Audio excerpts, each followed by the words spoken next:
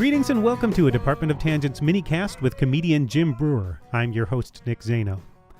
I've been working on this one since last fall when I saw Jim Breuer at the Comics Come Home benefit show in Boston. For those of you unfamiliar, it's an annual event hosted by Dennis Leary with an all-star lineup of stand-up comedians, many of whom have local ties. Lenny Clark is there every year. I think he's missed one. And the 2018 edition featured Brian Regan, Robert Kelly, Jessica Kirson, Billy Gardell, and Christine Hurley, who will be a guest on next week's full episode. Since it's a benefit for the Cam Neely Foundation for Cancer Care, there are often a few life-affirming moments, and Breuer's set last year was exactly that, but in a strange way. He talked about how he wanted people to celebrate life, and when he's dead, throw a party, shoot his body out of a cannon over a lake, and have fireworks and music. That's not a new sentiment, but coming from Breuer, it was beautiful. The man has been through hell, losing his father after a battle with Alzheimer's and a stroke, and then his sister to cancer 5 weeks later in 2014. And to top it off, his wife is also battling cancer. That's enough to make anyone a bit cynical. Those tough times have had an influence on Breuer's comedy in a completely positive way. You can hear it on his new album Live in Portland, which, as mentioned in this interview, he didn't even intend to make. He hadn't planned this material as a special necessarily. He doesn't even remember exactly what he said. Breuer is still playful and as silly as ever, but from a new perspective. He's grateful for what he has, and even what he's lost. Also for opening for Metallica on tour, and even that fits the theme a little bit. You can hear that on the album. Those guys aren't getting any younger. The conversation was delayed by Breuer's schedule and some of my own health issues, but I'm glad it finally happened. So without further ado, here's Jim Breuer.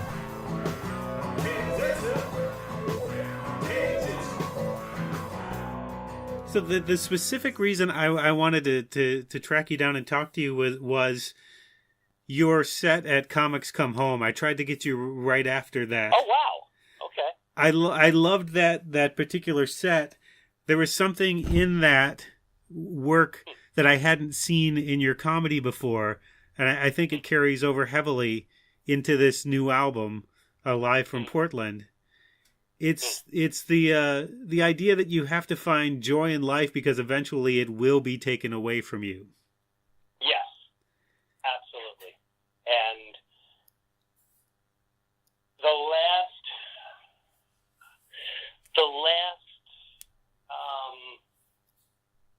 I'd say 7 years has been such an awakening. And what I've learned is you nailed it, especially the last 7 years, between my wife going through cancer, and she's on her third round, stage 4, living on a trial. We live month to month. Losing my sister, my mom, my dad, a friend of mine losing their baby. You just realize, hey, you know what? All this vanity, all this ego, all this nonsense that pop culture is doing everything they can to infiltrate your mind to chase is such a farce. Mm-hmm. And we're all stuck here together, and you don't know what the plan is. So while we're here, how about we start lifting each other up and finding the laughter into what is real?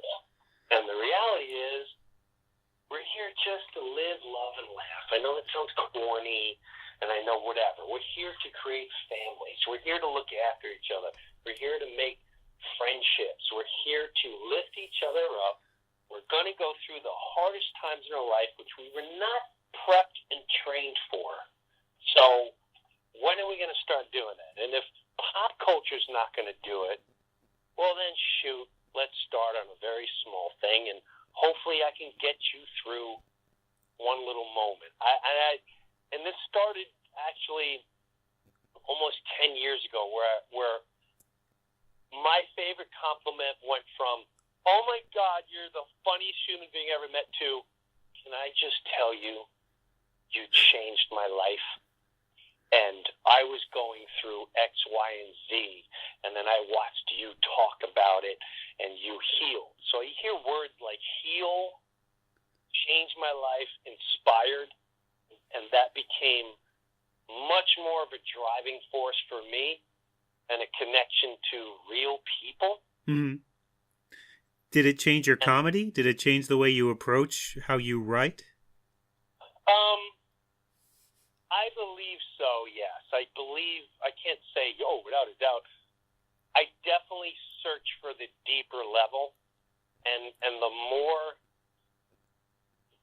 time goes on, the deeper I try to get on stage, but without being hokey and go, hey, let me tell you something here.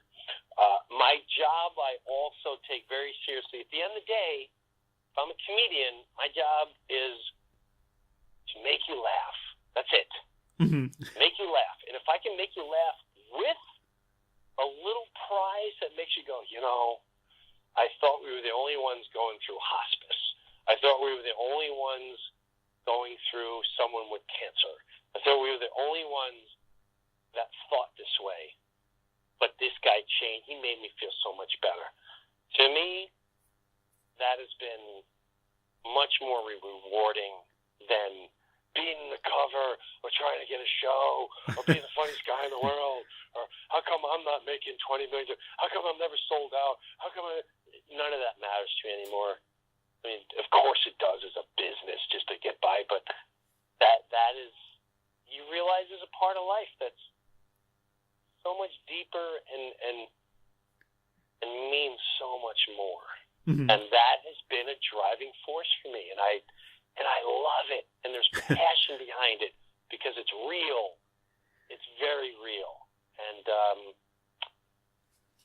that's interesting. I'm glad you noticed that. That makes me feel good. Well, the routine that you did at Comics Come Home isn't on the new album.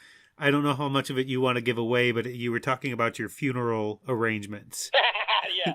You're getting blasted out of a cannon. Right. Well, and fireworks and music and making this your final appearance on Earth is sort of celebration. Yes, to me, life is a celebration. We take it for granted. We get caught up in what we think we're deserved, and that is one of the most deadliest words in history. I deserve. I did this, so I deserve. I act this way, so I deserve. You don't deserve anything.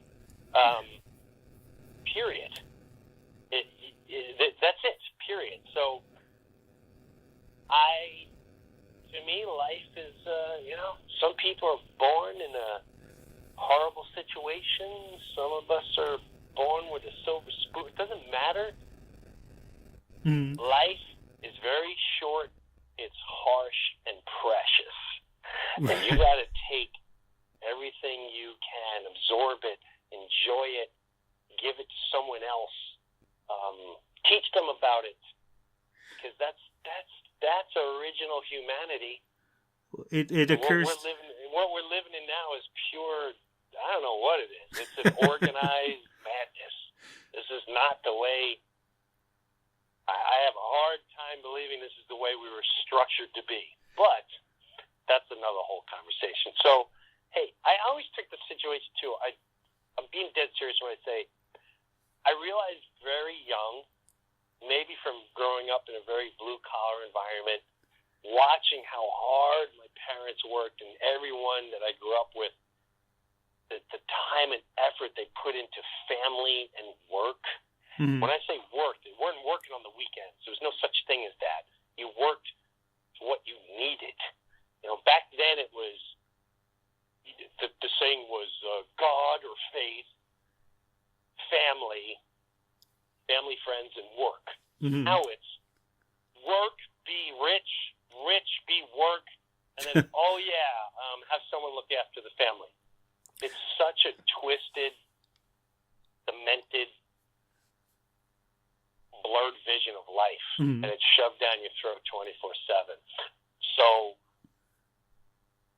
I always, even no matter where I was in school, when I first started working as a young man, I said, hey, look, we're stuck here. We're stuck at work. We're stuck at school. We're stuck in this situation. So let's make the best of it. What are we doing?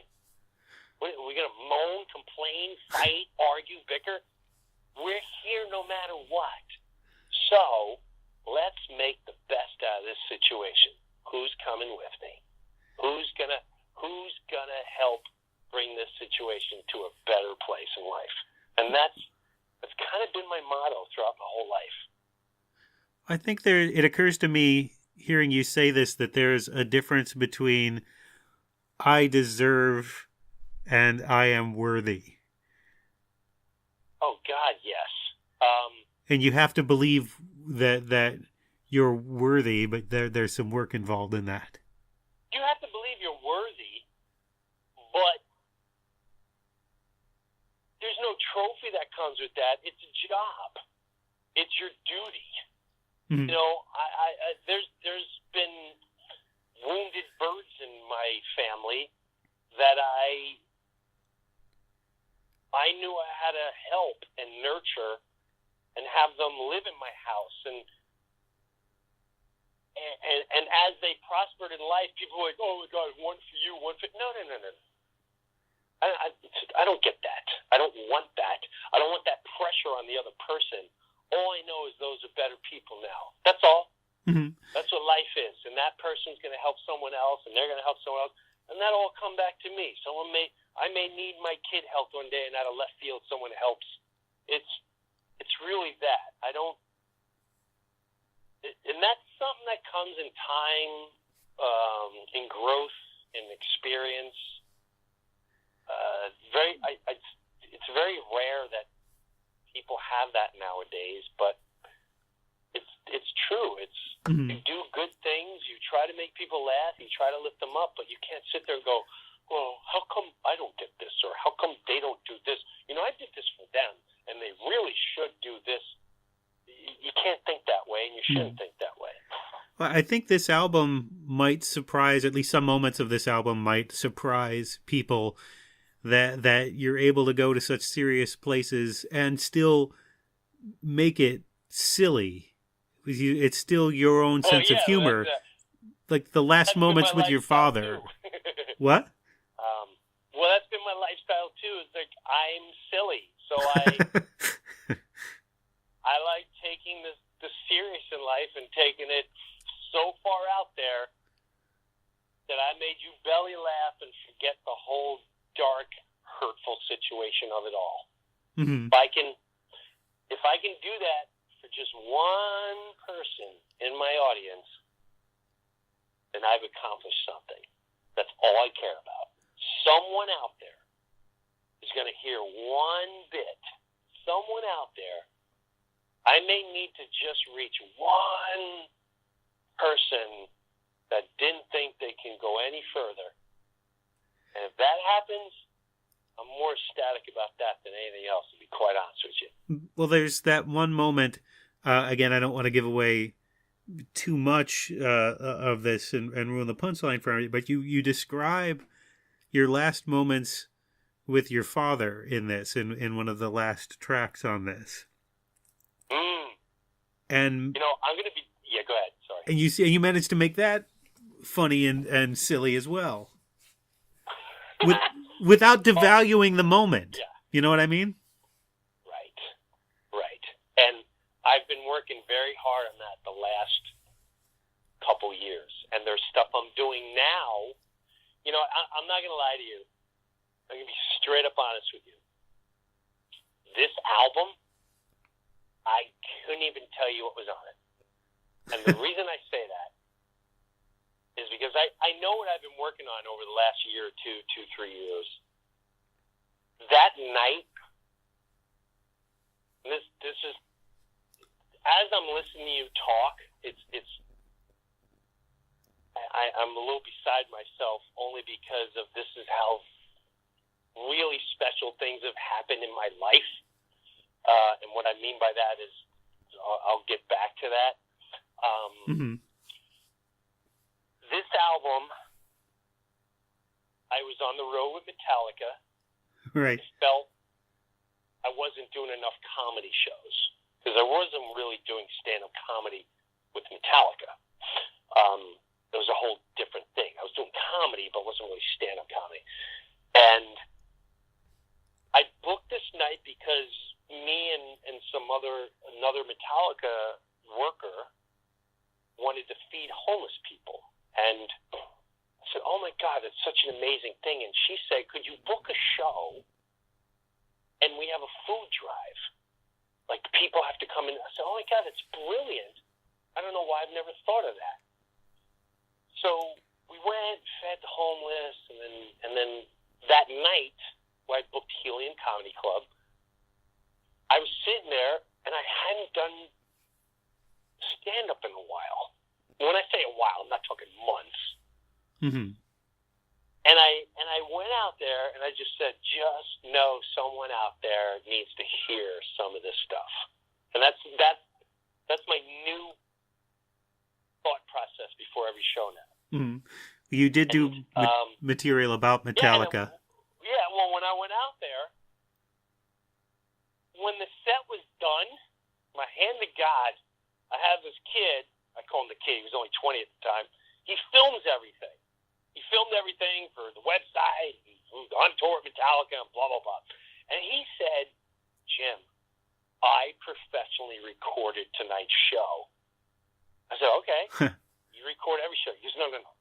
I audio taped it. He goes, that set was the set was so good. I said, oh, thanks. It felt good. It felt pretty good. And a month later, he said, you have an unbelievable album. And I went, an album? I haven't put out an album. He goes, no, this is really good. He goes, and I'm 20 years old. He goes, this is the Jim Breuer people need to know. And I was like, okay. I would agree. And that's how it all went down. And I've been doing this for the last couple of years, and it's really funny because when I do shows, the only little part of me that gets down once in a while, I just go, God, I wish more people could have heard what I said here because I think it would have helped a lot of people. Mm-hmm. And my hand to God, that's how I feel sometimes. I went, man, if more people heard that part, I think it would have helped some people. And so I didn't even realize that part was on there with my dad. I know I've been talking about it, and I don't know how elaborate I go. Do I go into the whole bird and all that jazz? The bird is the final track of it. You go into his the Cardinal, his last gasps, which was the part that was true. I mean, we just talked about this morning. I go have coffee, and I told this Cardinal story to another guy who just lost his wife a year ago, and that's been such a trying to get him through and find laughter, and the guy was devastated, didn't want to live anymore. And this is crazy. I'm just telling you this just for the story of it. And again, I have nothing to gain from telling these stories. He, 2 days ago, goes, Jim, I got a story for you today at the coffee shop. So we sit at the coffee shop, and he goes, you're not going to believe this. I go, what? He goes, he's in a really good place now, but he's thinking about moving.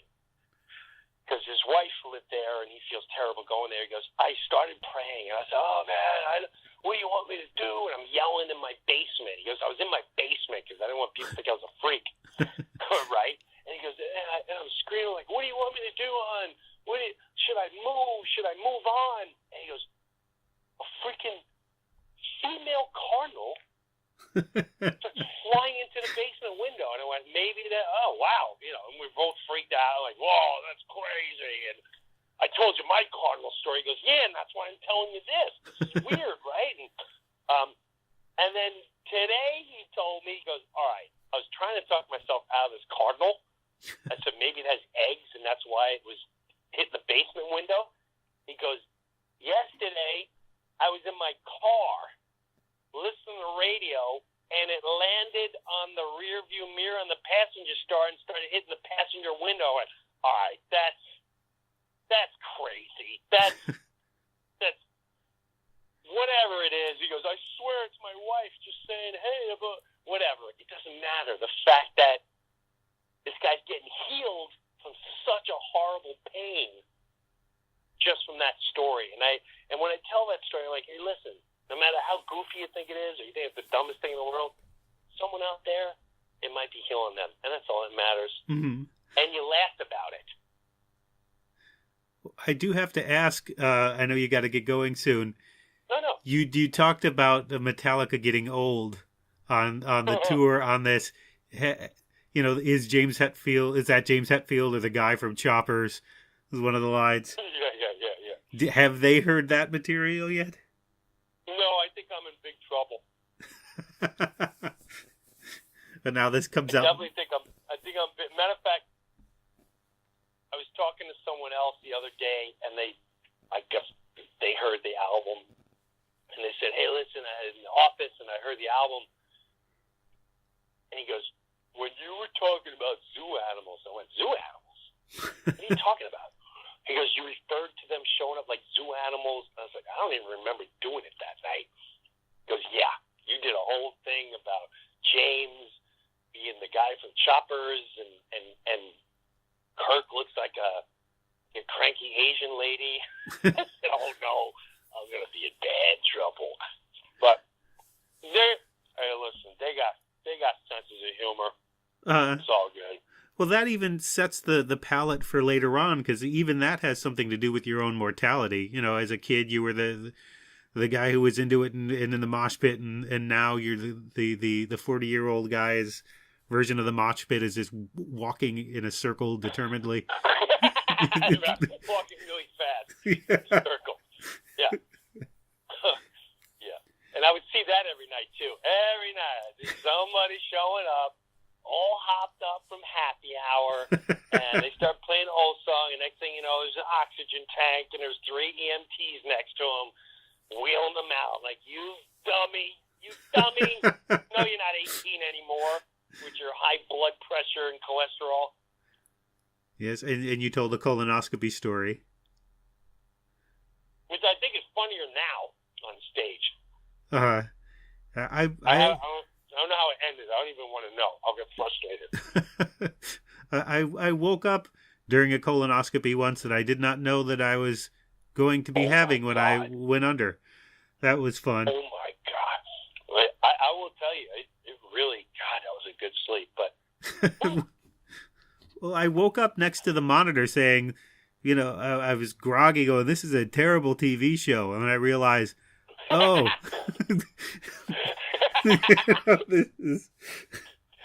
a terrible TV show. Yeah, oh my. They're fun. That's pretty funny.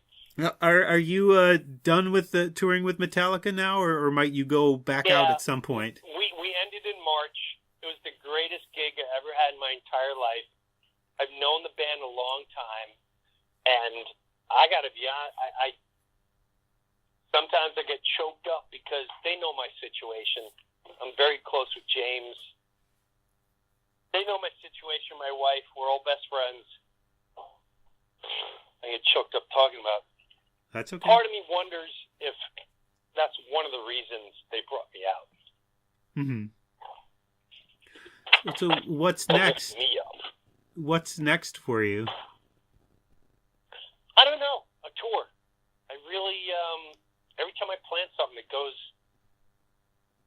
out the window or something happens. So right now, I'm concentrating on what I do best, and that's finding inspirational comedy, silly comedy that just gets us through our day. That's really all I'm concentrating on. And whatever comes besides that, I will entertain it all. But right now I'm hopped up because baseball season started and I'm watching my Mets. Well, I hope to catch up with you a little bit later down the road and talk about this stuff again. Thank you for doing this. I know you've got a lot of interviews today. No, I got to be honest with you. I'm actually very inspired by what you said. I really had no clue. I'm not going to lie to you. I had a manager that knows me for a while, and he said, Jim, this is some album.